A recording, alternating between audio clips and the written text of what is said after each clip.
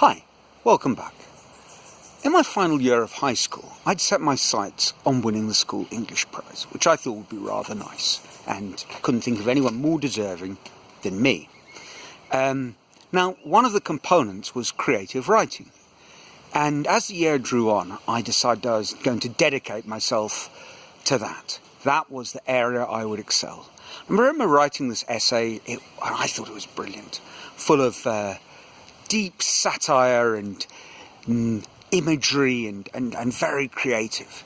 Well, I got the essay back and it had been brutally slashed by a red pen. You know, this was before the days that people thought that maybe green would be less aggressive in treating children, which I think is nonsense as well, but never mind. It was the English master had just ripped it to shreds, and what I thought was brilliant imagery he felt was fairly obvious. And I was a bit disappointed, but I was undeterred. Last chance came round, the final essay, and I decided I was going to write on the topic. Well, it wasn't a topic, it was a piece inspired by a literary excerpt, which was a fairly common type of title which we had when we were in school. Now I can remember the piece, it was a piece of poetry, and I can remember it to this day, and I will quote it for you 35 years later. In the silence of the rising dust, I saw the child's arm thrust, out stiff between the bricks, like a tulip, a white tulip. Excuse me, there's a fly, which is not like a tulip, it's just bloody annoying. Anyway, summer is upon us. And summer was not upon that essay quote. The silence of the rising dust and the child's arm thrust. So I wrote this essay, which really had three sort of elements to it. There were a couple who were, I suppose, from London. I don't want to say Cockneys because London's a pretty big place, and Cockneys is just the Cockney world is just a small part of it. But it was very much their dialogue was written in a London sort of dialect. And then there was a little child who was crying, and they were watching this scene of a Middle Eastern carnage of bombs and what have you. Probably it was in the 80s, so probably somewhere in the Lebanon. And the father was going on about back in the day, you know, we didn't carry on like that in the Blitz, we were real men, you know, stiff upper lip and just get on with it sort of thing, and what are all these wogs screaming and wailing about. And at the same time the child was crying. It was a baby, and so his thoughts were kind of interwoven with the parents' dialogue, and he was sort of saying, you know, can't you see there's a child in the rubble, the parents are crying about their child, you know, would you cry about me? And then the final scene, we cut to a graveyard where the child has been silenced rather more vigorously than perhaps his father had intended. You know, in a drunken fit of annoyance, he'd sort of battered his kid. And I can remember while I was writing the essay, I felt, well, you know, we're in a graveyard and I really need a biblical quote. You know, let's lay it on a bit thick. But at that point, my Christian days were long past me, even at the tender age of 17. So I took out a Bible from the shelf and I opened it randomly. And lo and behold, it was that sort of sermon where Jesus was saying, suffer the little children unto me. Oh, bloody hell. You know, this is like, you know, I don't believe in God, but if there is a God, he's telling me something. He's saying, use this quote. So I did. And I got the essay back, and Mr. Peter Watson, our English teacher, was in rhapsodies. It's a brilliant essay. Absolutely astounding. I don't think he gave me full marks because no one ever got full marks. You know, out of the 70 marks that you'd get for the creative writing, I think he docked me a couple of points for, you know, for something spurious, just on principle's sake. So this is really fantastic, and you know, I know in his written comments, you know, I know how much you've been you wanted to write this essay, how frustrated you've been with your other essays and efforts and the criticism, and thank you for the faith you've shown. Now, at the time, my real sort of hidden desire, besides winning the English prize, was to get an essay published. I wanted my essay published in the school magazine. I thought that would be a worthy testimony that I could look back in the years to come with pride and a ludicrously inflated ego. I didn't set my sights that high, to be fair. Getting your essay printed in the school magazine is hardly the greatest of aspirations, even if I did go to the grade. But there we are, and it was accepted, and I was so excited. I was briefly excited.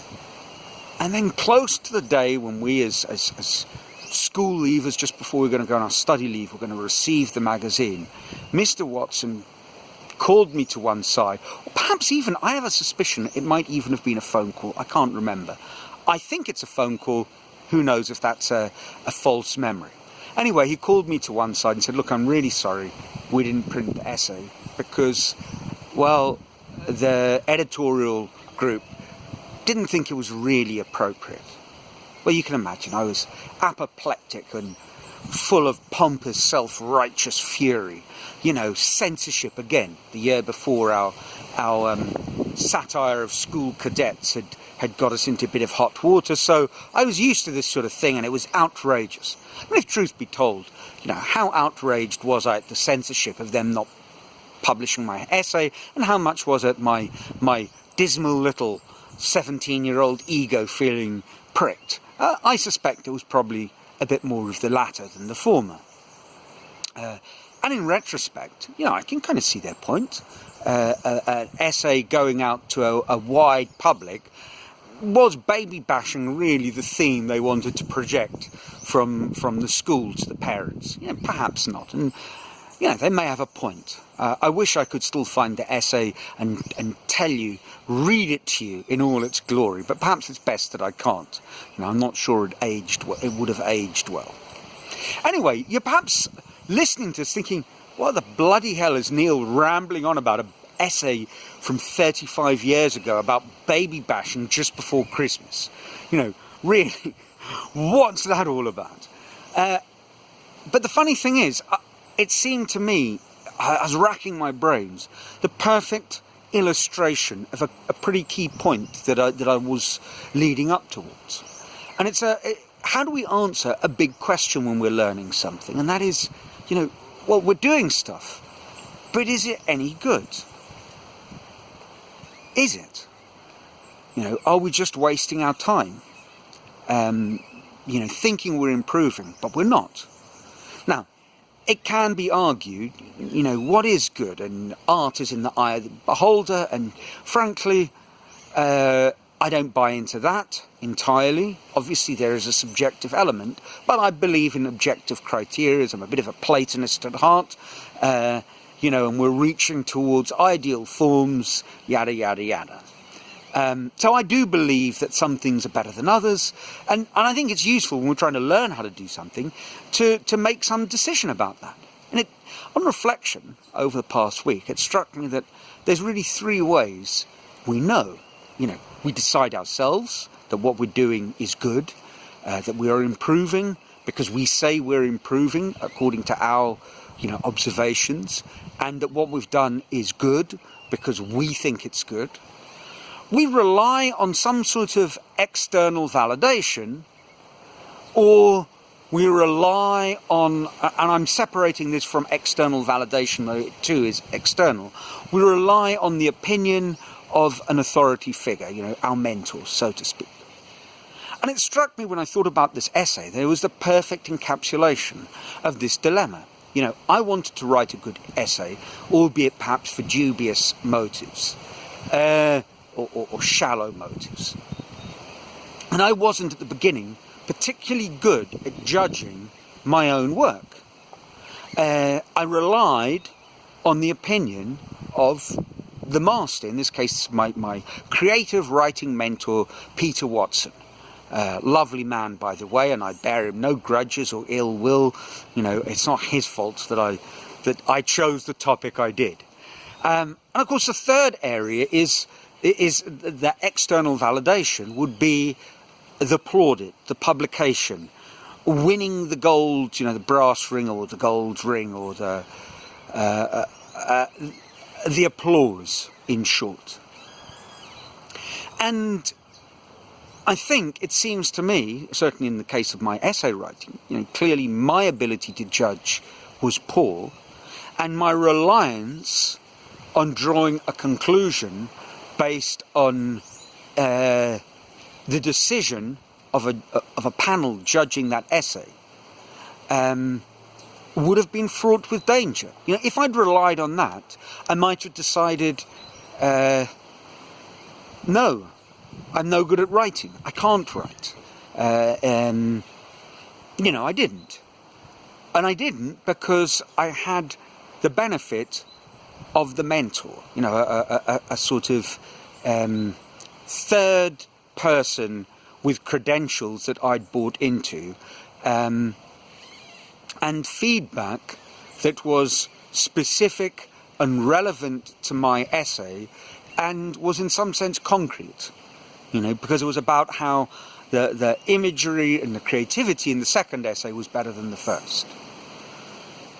So, summing up, I think when we're in the learning process, there are going to be moments when each one of these three feedback methods, another three feedback methods that I've thought of, but as always, if you have a thought of something that I've missed, I'd love to hear from you.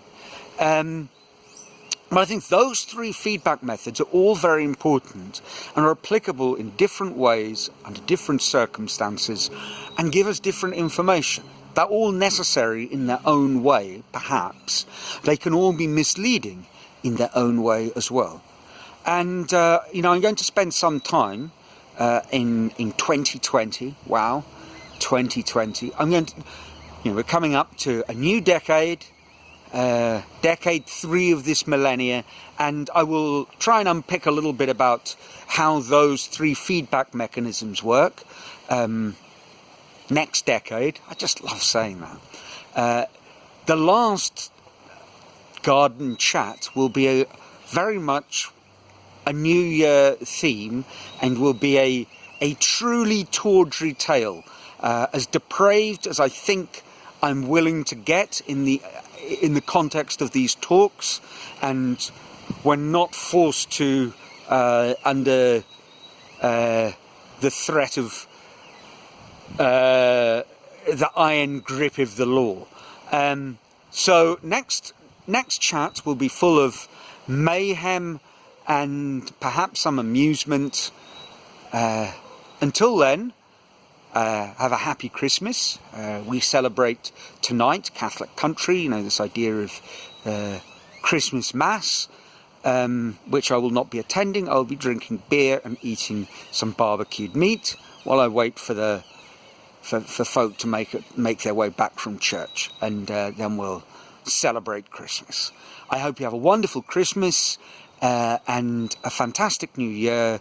And I'll give you a few ideas about how you may choose to, or perhaps choose not, to celebrate your New Year next week. Until then, ciao.